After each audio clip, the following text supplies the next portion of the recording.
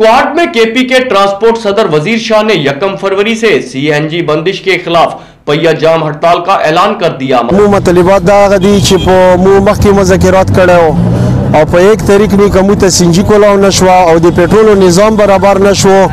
نو مو مشر پیر دلشاد هغه حکم کړی دی چې په یک طریق نه به پایجام پټول پاکستان کې هړتال دی او نو په دې صوبې کې به هړتال وي او که کوم سړي خلاف ورزي وکړه کنه هغه سره بمبو د ترانسپورت کوم افخله جرمناوي هغه بمبو سره کو او مو په ترانسپورت په حواله هغه سړي سره هیڅ قسم او تعاون نکو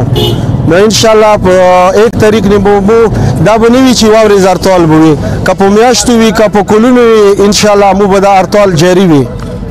او ترانسپورت سره یو ډېر غټ ظلم دی او پېټرول یې ګرانه کړه سینجي خو بالکل سکوټه بنده کړې دی او بیا په لینونو کې ورته ولاړ وي او هم ته ډېر تکلیف دی او موږ چې کرایي اوچتوو نو دغه ځای کې موږ ته LTA والا ټریفک والا انتظامیه بیا رسېدلي وي او ډېرور ته اخر درندې پرچې ورکوي نو موږ دا غواړو چې موږ ته سینجي کولاو شي او پېټرول نظام برابر شي که په هیڅ طریق نه صبحی 6 بجو پورې دا کولاو نشو کنه نو فایجام هړتال وي پورا پاکستان کې هړتال دی او دیمو به ان شاء الله هړتال وي.